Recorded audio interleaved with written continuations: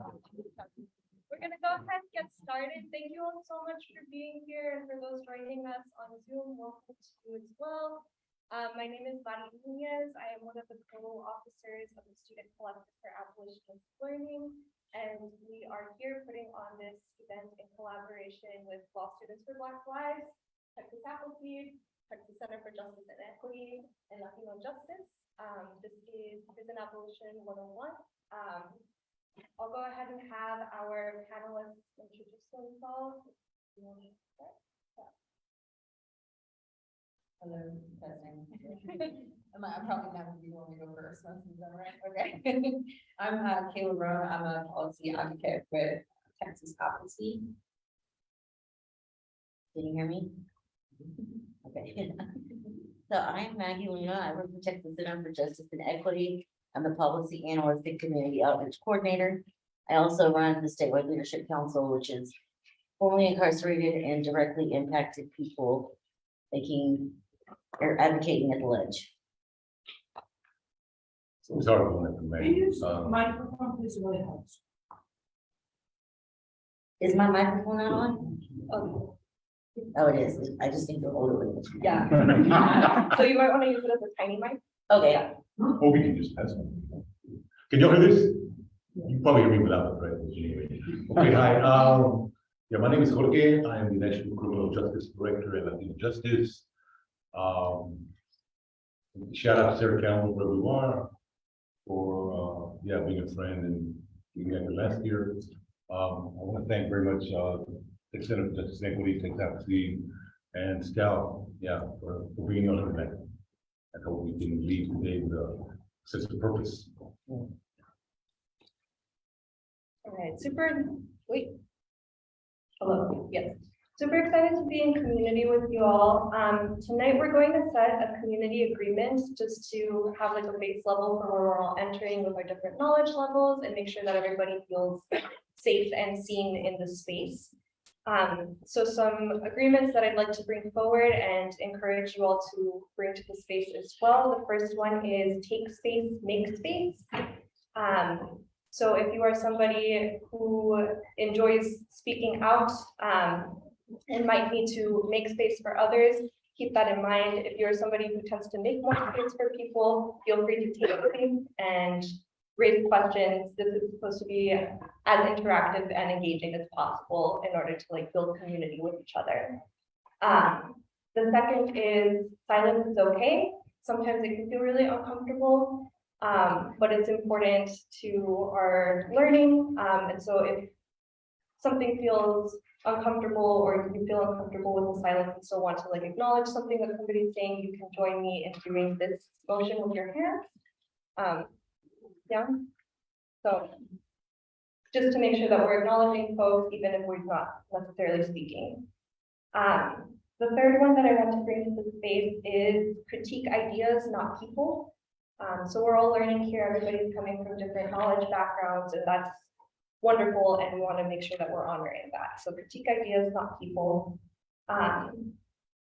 And most important is not to judge other folks' experiences. We're all coming from different backgrounds, and we want to make sure that this space is safe. So I wanted to open it up to y'all to see if there's anything else that we want to add to this community agreement. And we have Priscilla Lugo joining us on Zoom, who's typing out this community agreement for us. So yeah, opening the floor, and it's all right if not. Okay. Cool. All right. Thank you all. So let's go ahead and get started.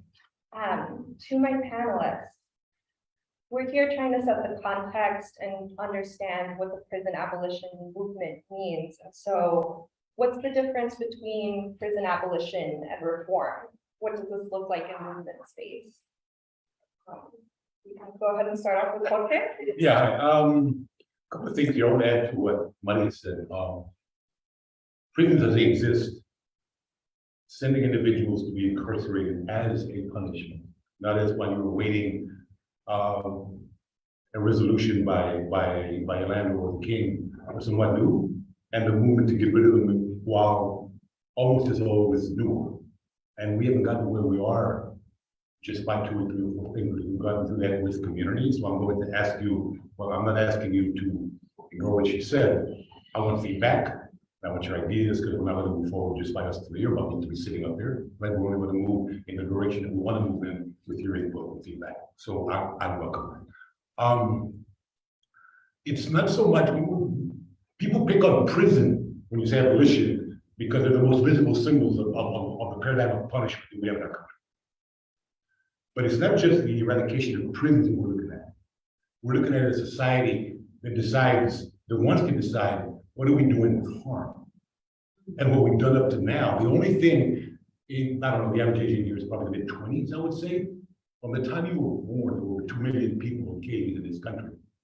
And you pretty well accepted that's the system, right? And your parents pretty well accepted that's what happened, that's what we do. When somebody harms somebody else, when somebody shoots somebody, when somebody steals your bicycle, you call 911, you call the cops, you call somebody with a pistol on their hip to come and deal with that. We have suffered from a lack of imagination when it comes to that. How are we dealing with individuals who not just take our property, but who harm us in a certain way? And any other paradigm that is proposed to us, we can't get past the idea that no, that we need to use a system that's been presented to us, and that we need to figure out how to weigh a pound of flesh and equate that with certain days marked, etched off on the calendar by someone who we put in the cage. And what abolitionists say is that no, that there has to be a better way, that there has to be another way. We understand prison abolitionists believed that the only way that we're going to get rid of the system is to not continue to feed the system. And while I have a lot of friends who consider themselves in the reform camp, and we have differences, yes, but I also understand people have told me, look, it's not going to happen tomorrow. No, I agree. People have said it's not going to happen in our lifetime. I disagree. Maybe not in my lifetime. Surely in your lifetime, if that's really what you want. But the only way to start moving toward that is to stop building into the infrastructure of the system as it exists today. Stop giving cops more money. Stop building more prisons. Start looking for imaginative alternatives to incarceration that are not just other routes to incarceration. I think that's the difference as I see it between reformists who say it just needs to be fixed. People who say the system is broken. The system is not broken. This system was set up in the 1700s by big and white men who own land. And they set it up to favor them. It's working exactly as it was designed, and we're just now starting to see that. Can you hear me? Okay. So before I started going to jail and prison, I had an inherent belief that the police were here to help us, that jail is where bad people go. And as I got caught up into this system and started realizing that I was getting completely different sentences, so there's no equity, there's no justice for all. I started seeing that this system is not about community safety. From what I have seen, it's more about punishing Black, brown, and poverty. And that's what I saw daily while I was in jail, if I was in prison, if I was in any situation where I needed assistance, I could not call a police officer. But when I first got into this work, I truly believed it just needs to be fixed. Somebody just needs to know that there's no equality, you know. But my eyes have been opened slowly in realizing that this system is working exactly the way it's supposed to be. We are incarcerating more people than all over the world, and it's purposefully built that way. So when I look at reform and I see all these drug courts and these veteran courts, and all it is it's a system that really actually widens the net Because these people end up in jail the majority of the time anyway. I haven't really seen it work 100% of the time. Safe P is not evidence-based. These things are not creating community safety. So when we're talking about reform, what are we trying to reform? What are we trying to get back to? Instead of reforming it, let's build something new where we can all feel our voices are being heard. And so, and to me, abolition was a really scary word when I first got into this, and I was like, well, where do the bad guys go? But as I've been in this work, I've seen more innocent people put to death. I've seen more innocent people on death row being convicted of crimes they did not commit. And I have not seen the rapes and the bad crimes be convicted in a rate that innocent people are going to jail. So where the bad people go, they're out on the streets right now. So let's do something to make our community safe without throwing innocent people and people. I mean, we all have a chance of redemption, right? I wouldn't be sitting here in front of you if throwing people away was the answer. And so that's my thoughts.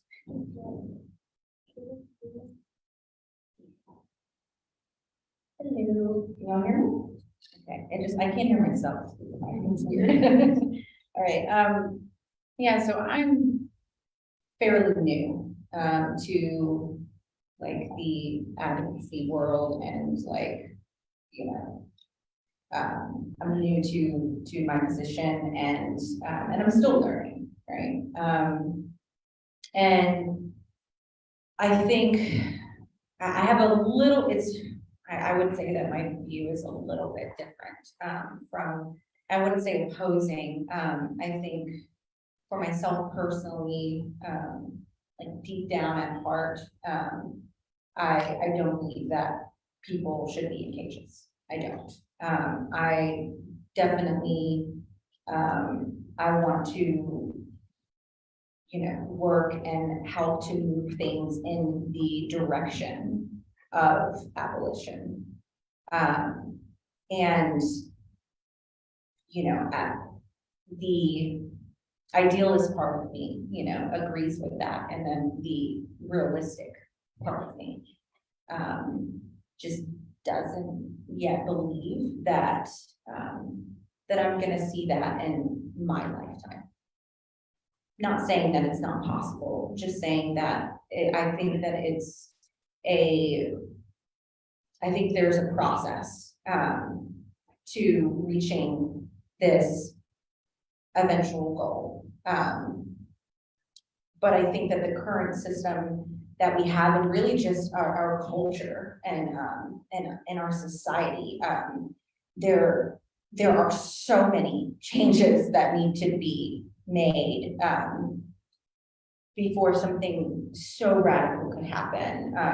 And that's just, you know, I'm like, once again, I'm not against the idea of it. I'm just more so, I personally want to focus on helping the people that are currently trapped within a system that is inhumane and that need the resources and the assistance while they are currently incarcerated. And I think that everybody kind of has their part, right? Like in doing this work.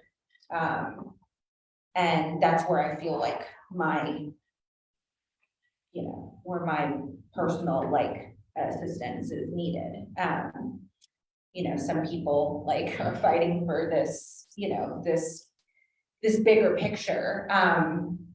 But there are still people that need our help that are in there right now.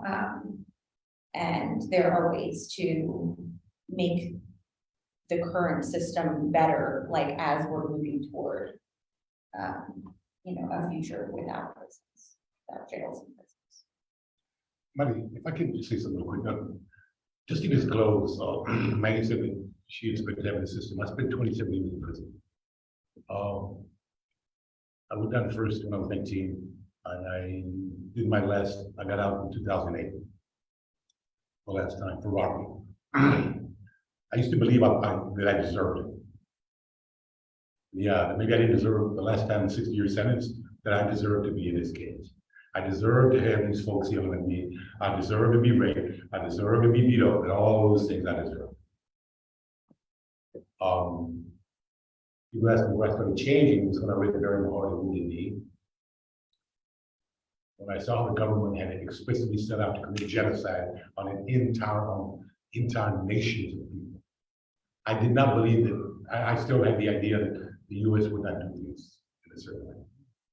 I started reading about the colonization and the criminalization of Latinx communities. The reason I say this is because I want to stake out my position clearly, right? I am for opening the cage tomorrow. The supposed harm that would happen out here, I think pales next to the genuine harm that we know is occurring in there right now. But like, I agree, it's not gonna happen. It's not gonna, and if it did, the system that we have now would ensure that they or their brothers or their families or other community members would be right back next week and those cages would be full again. It's not just a prison that I'm, again, make it clear, it's the system. It's the police, it's the courts, it's the prosecutors, it's the entire society that's bought into the idea that the only recourse we have to someone who commits harm to somebody else is to put them in a damn cage. And I think that's what we're, and I think that's kind of what we agree on. That yes, we may differ on degrees of whether the prison go down today or tomorrow, how much assistance to give them, whether it's infrastructure or not. But I think we all agree, and we all worked blindly. Who were pretty much eradicating that specific system. Can I add something? So Jorge just said something about how he thought the US wouldn't do that to people. And I can remember the specific time I was laying in prison, hot, thought I was gonna die, and thinking, they just don't know what's happening in here, right? If they knew that humans were being treated like this, somebody would come save us. I had this naive belief that we're humans and we're supposed to love each other, right? We're supposed to look out for each other. And then when I started realizing that it's not only the prison system, it's also the courts, the family courts, tearing up families. And I started hearing that these judges were taking kickbacks for our children. And I was like, no way, man, they're not selling our kids. This is the 21st century. And then my kids got taken. So it's like Jorge said, it's not just the people that are in cages, it's these systems that are in place that are tearing our families apart and making us think that they are the ones that can save us. They're the ones who can take care of our children. They're the ones that can keep us safe. But I don't feel safe. So I want to work on building that community where I can feel like my family can be protected and I don't need to look to the government or police or some attorney to save me from something that my community has done really well at. Thank you all for sharing like your genuine experiences. I really appreciate that. I'm gonna like, thank you. Thank you all. So we've touched a little bit on my second question, which is do the police and the justice system keep us safe? I don't know if there's anything you all wanted to like expand on before we move into another question.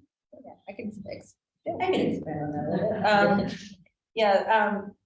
So overall, I would say no. I would say that the police and the justice system don't keep us safe. From personal experience, I can think of several times in my life where they did or where they could it just depending on the situation, but I think it's more so about, this illusion of safety, right? It depends on who you're asking for this question as well, right? Like, are you asking like, the white woman, whose house got broken into, or are you asking like, the people that are, the people that are considered like the ones that we need to be kept safe from, but those are the same people that, those are also people that need to be kept safe. It's the whole narrative around it is broken, is backwards, and the police, most of the time, like a lot of the time, especially, and I see it just kind of, continuing and like getting worse. The people that are supposed to keep us safe are doing, a lot of harm to our people, so to our society. So, I mean, yeah, I think it's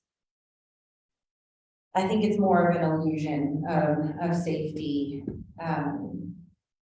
where I guess like for instance, I think back to when I was incarcerated, and there was a part of me that felt more safe than being out on the streets. Safe from certain things, or some things that, that I feel safe from, I don't know, like somebody picking me up off the side of the street and throwing me in their car, and like, I don't know, entering me into human trafficking or something. I mean, things that aren't really, as likely, but stuff that I feared when I was out there. And so I think there was like this sense of like security, or that like I felt safe, but like was it really safe in a lot of ways? No, there were a lot of other harms, just from the conditions and from, just the danger that you face, and while incarcerated. So. Okay, we'll finish up what I was saying. No. Police do not make me feel safe. I mean, and I'm telling you, like, from my own experience, I've been arrested with people who were treated better than me in my face. And it's just, so, but when I think about that, if everybody was protected the same way Ashley was protected, then maybe I would feel safe. But Ashley gets treated different than Maggie does. Sure. So I don't believe that equals community safety, because there are more of me out there. And I was a person that people used to think they needed to be protected from. And the reason was because I was desperate, and because I was treated like an outcast and an animal. And I was dangerous to my community because I had nothing to lose. And so when you're thinking about safety, I don't think about police, I think about resources and people having what they need. That's community safety to me. Yeah, I was at a TASA conference. You know what TASA is? Texas Association Against Sexual Assault. I was on the panel. I was in a room with maybe 10 men and 200 women who were there, survivors of sexual assault. And the conversations centered around prevention, around protection. I don't think anybody, again, I'm going to ask us again to think about, use our imagination. Can we not imagine a society, a country, a life where the inevitability of violence and rape are not always present? Because that's what we have to move to. Unless we lock ourselves up, we're never going to be fully safe if we just accept overt aggressive masculinity. If we just accept the fact that people who identify as women 24/7 walk in the street world. Not unless you're backing or something. So again, let's use our imaginations that, like Maggie said, how are we shifting resources? How are we addressing media stereotypes? How are we addressing societal images of who has power, who doesn't have power, who is weak and who is, right? And who has a right to intrude and infringe upon somebody else. Right? How are we making that the ideal? So that we don't have to think we have to spend billions and billions of dollars on a system that has people with guns. Thank you so much, all of you. Drawing on some of the themes from your responses, I wanted to shift to ask, what's the significance of allowing the state to define crime? We hear the words crime, criminal, convict, and they all have a lot of weight. So what's the significance of that, and how does that differ from using the word harm? What does that mean or look like? That's your. You go first. Don't you? Any of y'all work in the service industry or ever work in the service industry, be running catering or something? Yeah. What would happen if you took $100 from the catering, right? And they saw it. Whatever.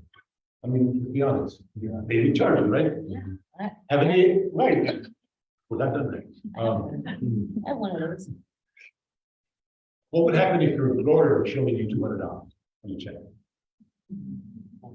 Has that ever happened? You know, you go back to play, hey, the day here or something, oh, we get back to the human resource issue, whatever. But the fact is, you're supposed to get $200 on Friday, September 10th or whatever, right? And it's not there. Is that a crime? I think that's kind of what we talked about here. Is that one, people in power get to define what is a crime. And a crime is something that is defined statutorily, which is by statute, by legend, whatever, by whatever lawmaking body exists, to say this is something that we will accept, and this is the punishment that we're going to impose because of that. Most crimes in this country are probably property crimes because we're such a capitalist country, right? And I would say that those people who have most of the money don't have to do the crimes in order to get more money. It's the people who don't have the money who sometimes have to do something that is illegal crime. But again, that's something that can be dealt with in other ways, right? There's restitution, there are all these things that can be done to address that. Whenever we start talking about abolition, people always say, well, what happens when somebody kills you? What happens when you get raped? What happens when these things happen, when someone is in fact harmed? Those are things that, y'all are, I assume you're all college students, and you know the history of how throughout our history and all other histories, different lives have been given different values, right? Which is why if I kill a cop, then the possible sentence for me is death. But if you kill me, you get off probation. So even that has its gradations, right? So when we talk about, when I talk about changing the system, my whole point is, if you've ever been harmed, what do you want? What's going to make you heal? And is the current, I would venture to say that the answer to that is that person not do it again. And specifically not do it again to you. But surely not do it to anybody else. And I will ask yourself, does the system that exists today do that? Does it allow you to heal? And if not, what do you need to heal from whatever harm has been done to you? I think those are the solid questions upon which abolition rests. So the state defining crime, like Jorge says, only holds some people accountable. And it depends on who that crime has affected. And I think back to something that I heard at the ledge last session. One of the legislators said that there were some people experiencing homelessness and they had to protect their wife as they walked to the car. So in their mind, what they're doing is they're feeding this propaganda that you're not safe because I had to protect my wife. Even though nothing was gonna happen, I walked fourth ward at 3 o'clock in the morning, a 4'11" female, and I've never had to use a gun or a knife. So if you're terrified of somebody who's experiencing homelessness, what does that say about you? You can't even protect your wife to get to the car, but anyway, that's a different story. Sorry. So the state defining crime is only, it just depends on who you are. So when we talk about harm, when you've been harmed, when I've been harmed, what I want is accountability. And the state of Texas has not given me any accountability at all. But when I had less than a gram of methamphetamines, they made sure to convict me at the full extent of the law. So less than a gram, I wasn't even selling it, it was personal use. So, but there are unsolved rapes. There are children who have been harmed by men and these children are being believed. So who's being held accountable? Just because you believe homelessness is more of something that we need to focus on, we are giving you that power to focus on things that don't even matter to me. I don't know if they matter to you. I would rather my daughter feel safe and feel like somebody is there to protect her when somebody gets hurt her. So the state of Texas, in their definition of crime, has not shown me any community safety, any accountability. And so I don't believe that we should leave it in the state's hands.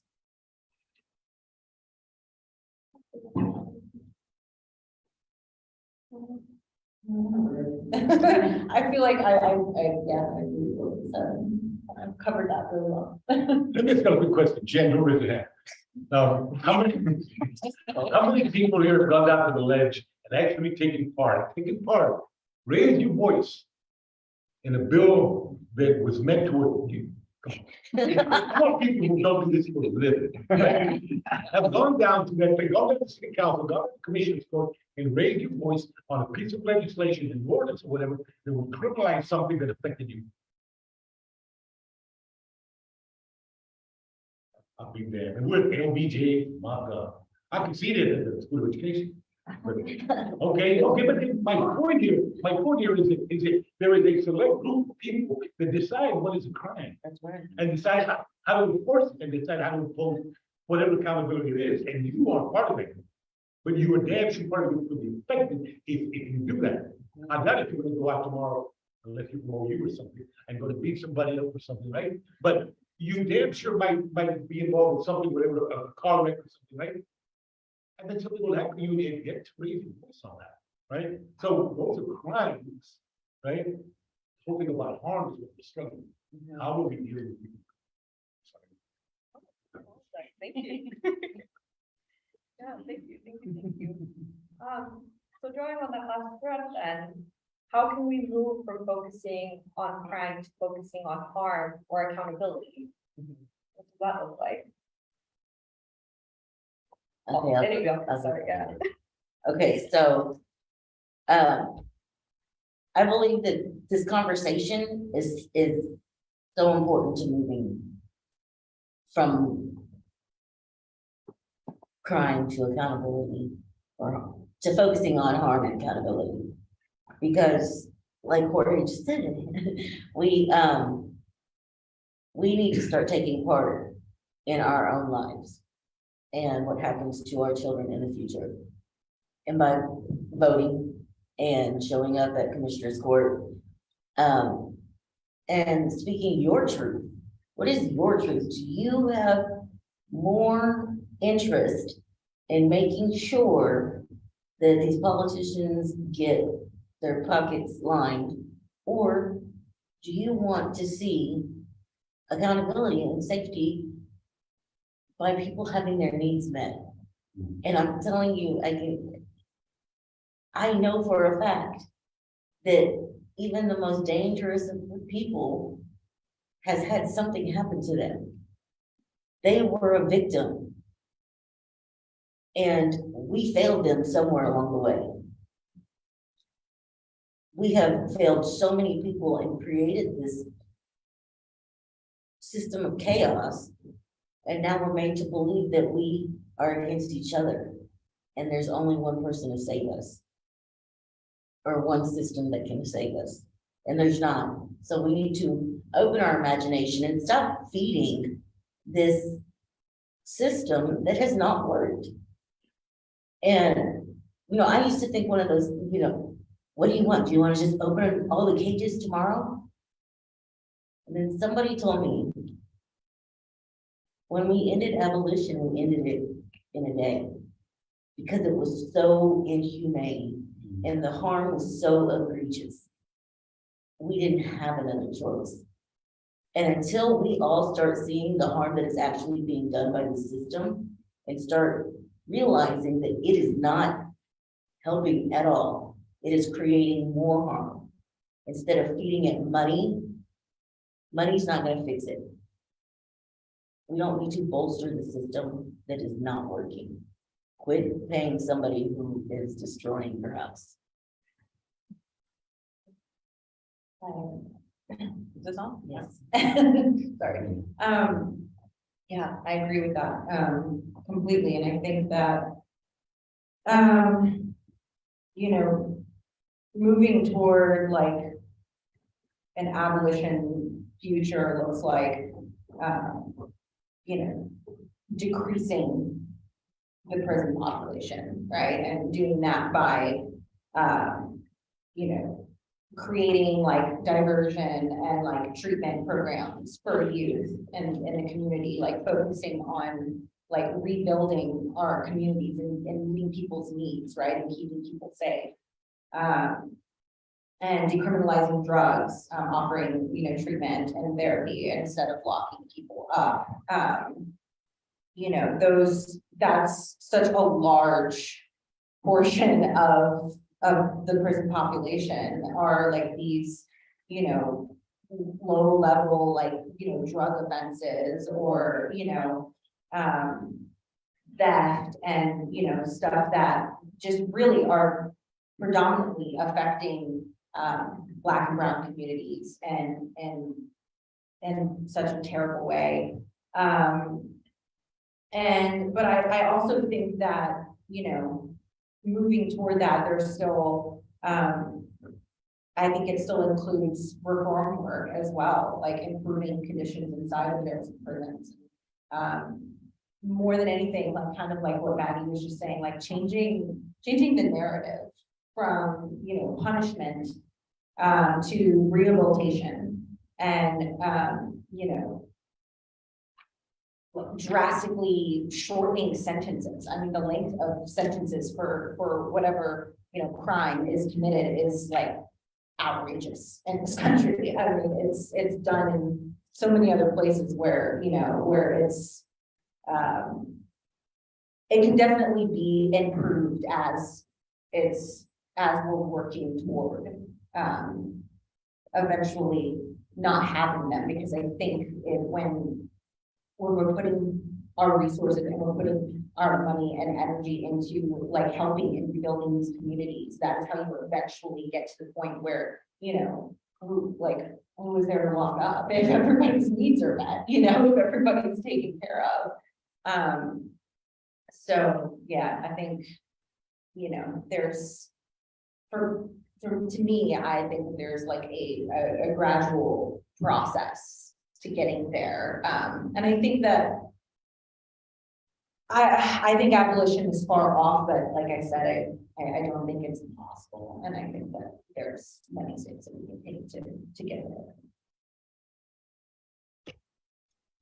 Yeah, this is an area that I think of.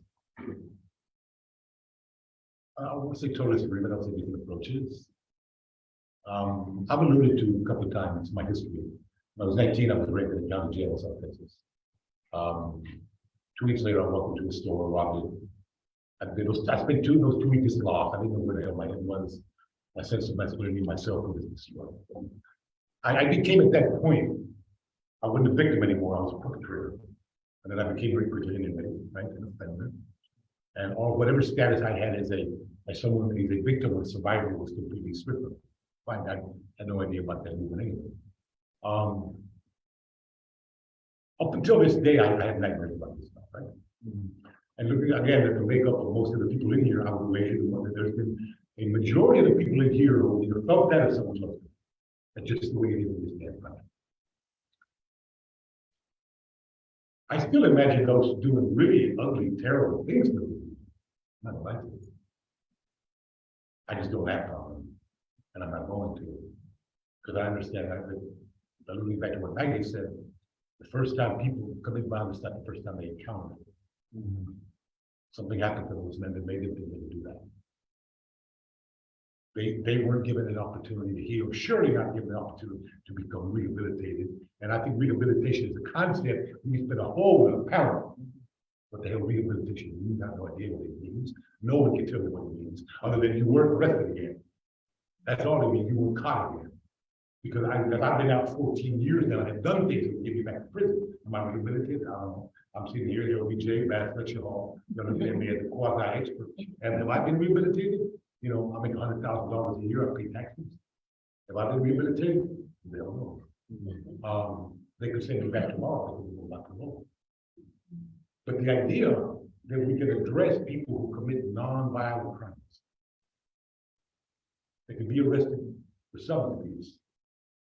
There's 120 something, I don't know, something crazy, 120 something thousand people right now in the Department of Criminal Justice. 60,000, 70,000 of them are there for so-called violent crimes. If we let all these go, what about these others? And if we're talking about the concept of harm, those people that they're supposedly having committed harm or in somehow or another engaged in an action that caused harm on another human being, then how do we address their humanity? The idea that we can somehow cherry pick our way to abolition, I don't necessarily agree with. I agree that it is a politically violent way. It is easier to do. You can pass bills by that, but I think that if you address 15, 20 years ago, I forget when they executed Mookie Wilson, California. Very attractive black man, poet, artist, whatever. There were marches and marching, thousands of people out in the streets, don't execute Mookie. There was nobody out there saying, don't execute the guy at the end of the death row who was peeing on himself and writing on the wall with his own next to him. And they were still humans. It was still humans that done the same thing. They had harmed society by taking the life of other people. It's those sort of false distinctions that we make of people who cage.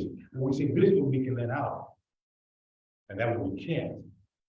And if that's a politically easy way to get there, I don't know if I necessarily want to go that route. I want to start with the harder ones. I want to start with the ones who we have excluded and we have said you deserve to die.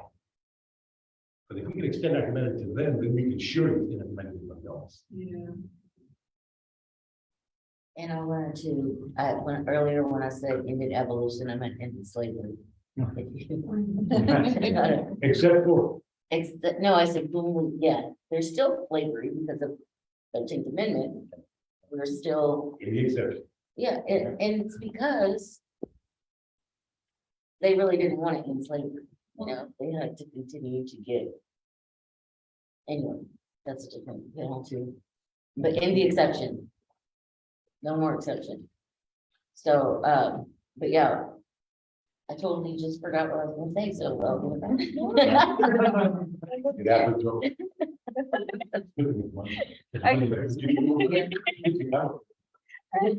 I got it from a friend of mine named Anna. She does this quite frequently. Well, thank you. So I'm gonna open it up to our community here and on Zoom for any questions. So this is the time to take space, which we all agreed to. at the beginning. Okay, all right, no, mine. Yeah, I'm gonna run the mic. Thank you, Cole. Thank you. My name is Tom Vander. I work with the Texas Fair Defense Project on the legal assistant. And y'all alluded to something that I think we really need to shine a light on, which is, part of what I do is trauma-informed interviewing of persons who've been impacted by the system.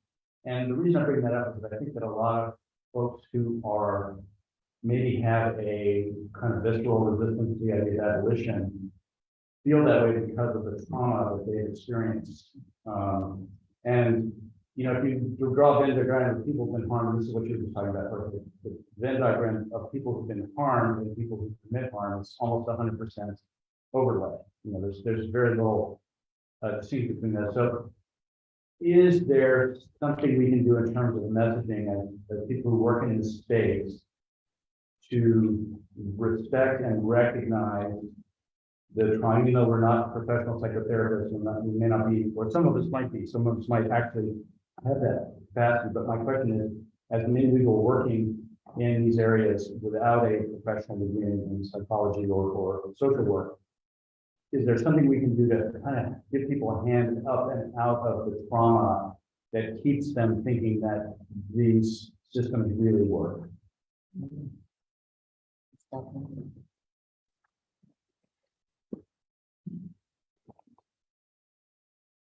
Well, I totally agree with what you say. A lot of it is just like Stockholm syndrome, you know, you agree with, oh, well, and I've heard this before, prison saved my life. Prison was the best thing that ever happened to me. And people firmly believe that, and they want to bolster the prison system. But when we see that the egregious harm that is being done by this system, and break it down in a way that, you know, prison may have been a great experience for you, but look at all of the people who are suffering because of this. And like Jorge was talking about the violent and more egregious crime had the lowest recidivism rate. So we need to educate ourselves on people instead of what good the prison system does.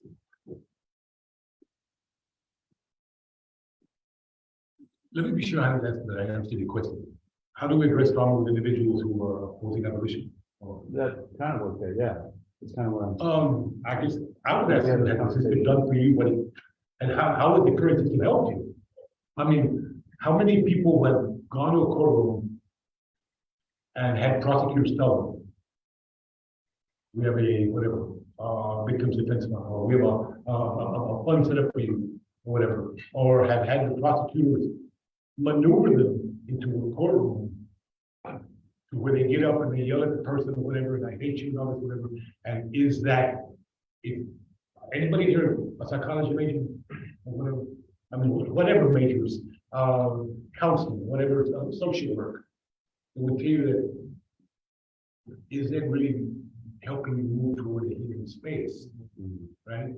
Or is the prosecutor doing what they can to ensure a conviction and the longest conviction they can, and use you as a pawn in that? And then you have had severe trauma done to you. We have a friend in the activist space named Tara Tucker, who works for a group called Alliance for Safety and Justice. I ask y'all, I mean, I implore y'all to go look at some of their stuff. They've done the only 2 surveys I know, national surveys of survivors of crime. And you'd be surprised at something people talk about, that they don't want more prison, that they want less time, more education, more healing, that they haven't gotten the system that currently exists. So I would ask that person, you may not know what you may need to vent to heal. I may need to forget. This other person may need something else. The thing is, seeing someone put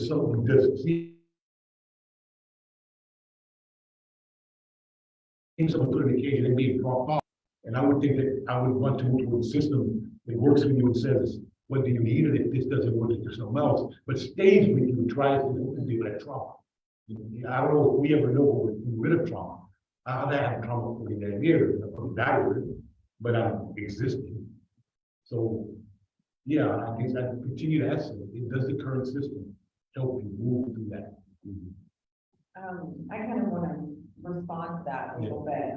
I think something that I struggle with a little bit, and Maggie kind of touched on it too, is, you know, I do have like a bit of a, like, you know, personal, like, there's a bias here where, you know, I would say that, you know, the 2 years that I did was definitely a turning point for me in my life. And it was the push that I needed in order for me to get the help, right? Because I wasn't gonna get the help within the system. I mean, that I by no means did the system help rehabilitate me in any way, shape, or form, right? It didn't. The, you know, programs or the services that they offer, I mean, you know, trash. So I saw that out myself when I got out, and I did a lot of introspective work myself while I was in, and you know, the part that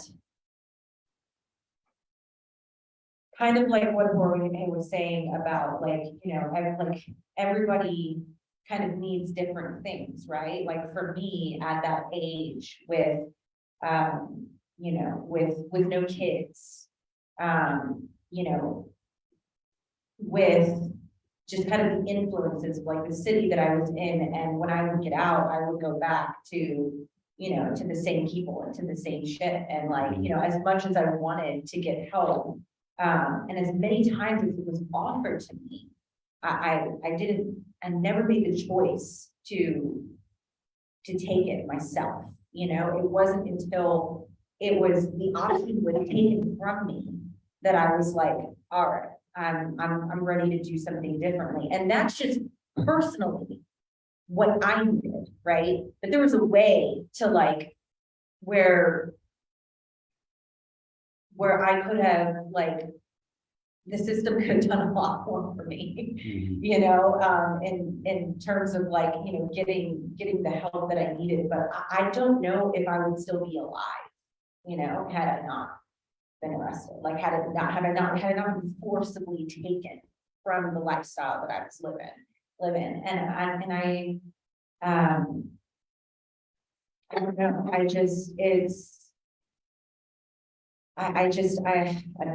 that's all I have to say about that, but I do agree though, that like, you know, everybody's different. Now, when I think about it from a not personal perspective, I think about like, you know, all of the women and girls that are incarcerated, and you know, what that does to their families, to their children, like to, you know, to future generations. And it's like, and it just repeats itself. I think about that and I'm like, you know, that's not helping anybody. You know, I think about the ridiculously long, you know, sentences that, you know, with little to no services to, you know, to help while they're incarcerated. I mean, it's not doing anything the way that it currently exists.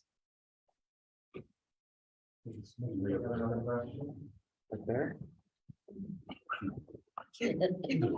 Long legs.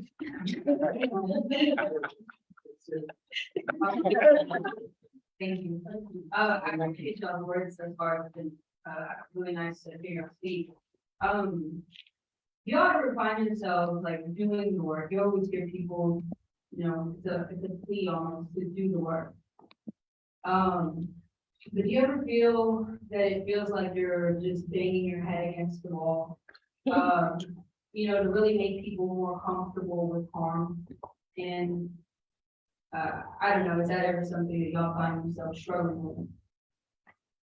Yeah, last session was really like heartbreaking for me to see that I really didn't feel like we were being heard. And it was really heartbreaking to see people smile in my face and say, yes, I care, and then turn around and not do anything about it.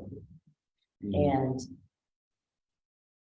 so I did have to regroup, and I do sometimes think never gonna happen, you know, but I have to think about my children. I have a son who is not white, and who has been labeled as a violent aggressor. So if I continue to just let the system work the way it does, there's a chance that he will get caught up or killed by the system. I have a daughter who cannot find justice because her perpetrator has money. So in order for me to be okay and sleep at night, I have to continue fighting the system that will not protect my children. Are y'all familiar with the cop who just shot some youth in San Antonio and was either and inspiring? We've had some allies ask us just today, in fact, they're having a rally in San Antonio tomorrow to ask for the indictment and conviction of police officer. We gotta say no. That's not what we do. So it's difficult. There are times when if that youth had been killed, and I hate to put it in that kind of stark terms, but if there was, we would not likely have moved in a space that would have pushed back. We would have found a general diplomatic way to disassociate that, because you can't go to people who are grieving and who are trying to veil themselves with the only justice they know, and you come off to them with some sort of philosophical bullshit. That's what they're gonna think it is, right? We just want you on the streets, man, get this dude in jail, because that's what they do to us. Come on, boy. That can be hard. I've lost friends because we've advocated for non-prosecution of cops. And I think I've had strained relationships with friends who in Florida, they push for the vote for people who've been convicted of crime, right? But they didn't bring the folks who've been convicted of murder or sexual rape offense with them. And they had no plan to go back and do that. And one of the things that LatinoJustice asks is if you're gonna have a carve out, if you're gonna say, we're pushing for this group over here, then I'm saying, what are you doing with the rest of the folks? You better have a plan for the rest of the folks and say, here's what we're doing, and here's, not just, it's all we can work with. No, how are we gonna get these here? Cool, then you got us. But they didn't do that. What they told me was, okay, once we get these 800,000 people to vote, they're gonna go back and get them.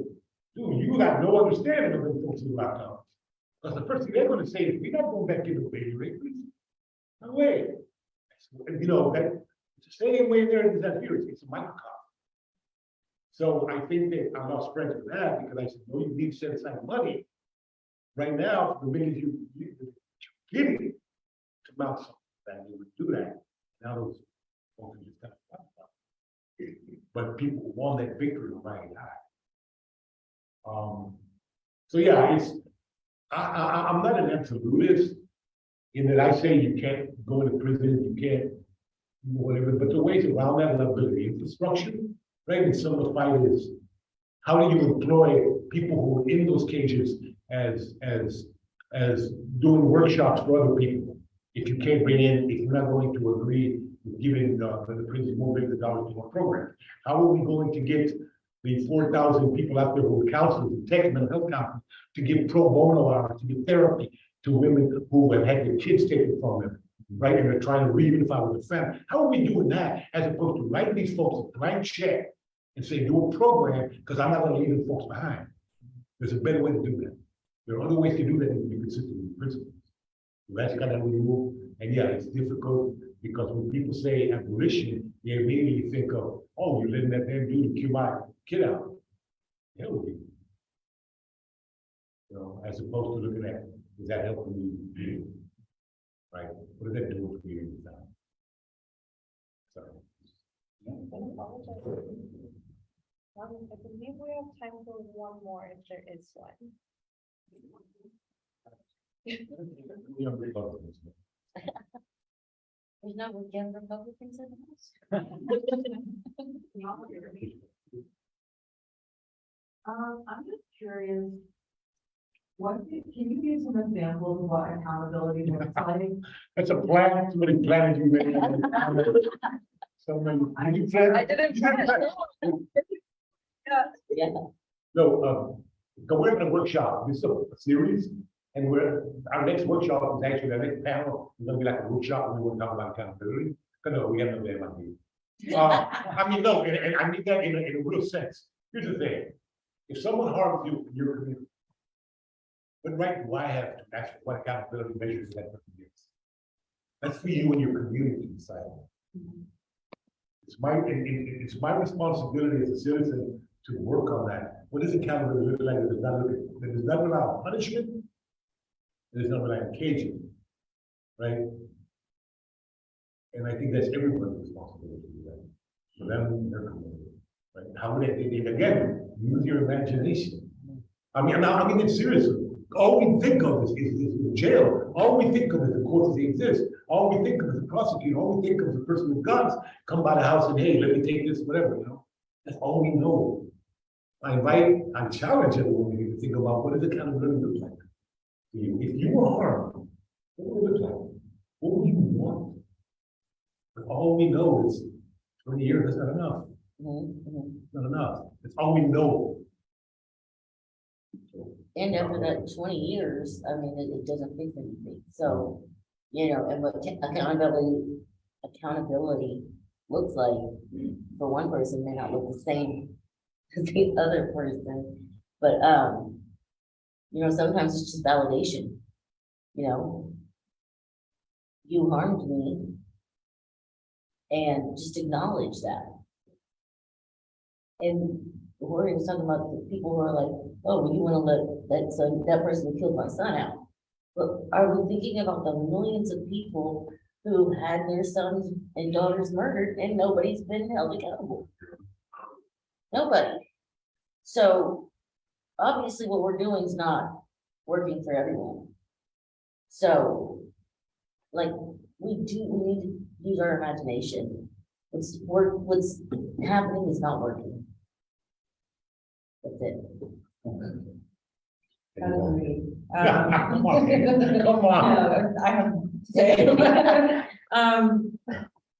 Yeah, I think about,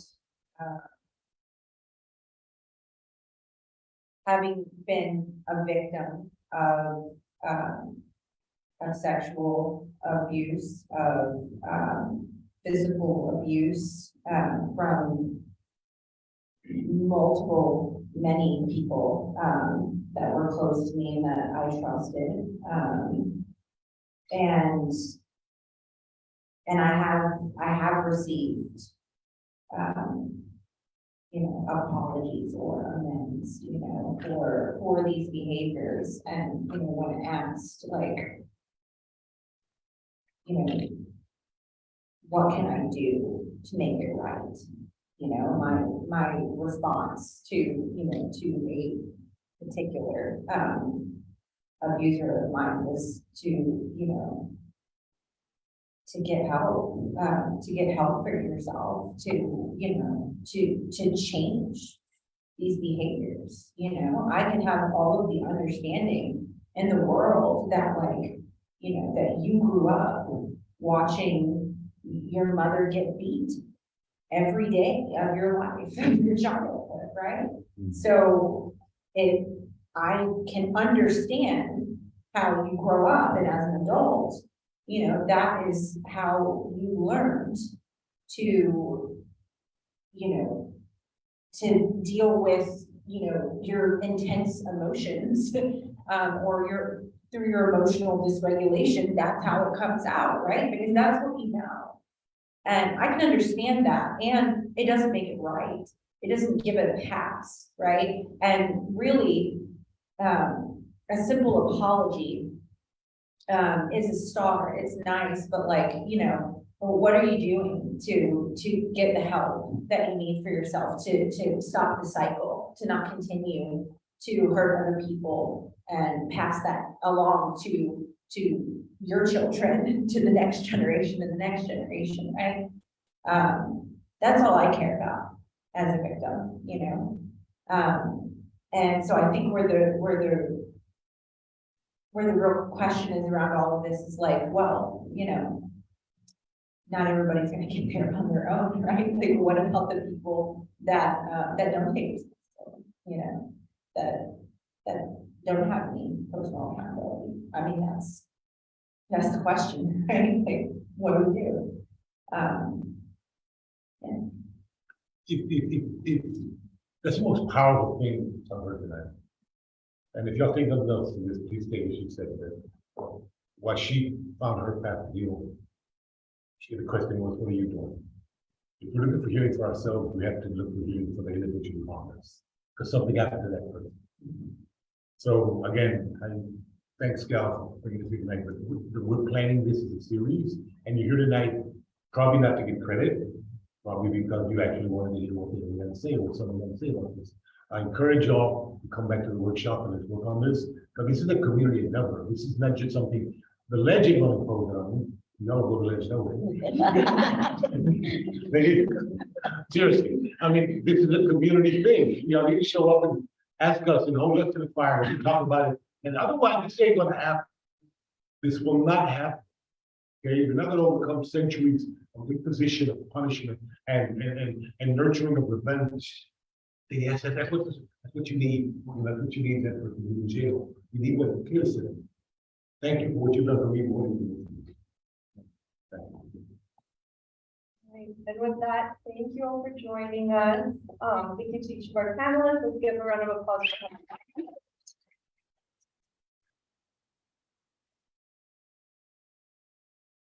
For our accountability one-on-one workshop, which is coming next month. And so I also just wanted to give a big shout out, big thanks to law students for Black Lives for helping us out with this event. And yeah.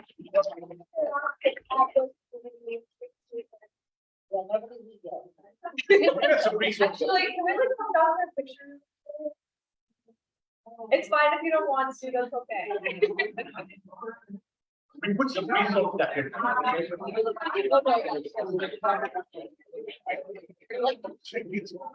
Maggie.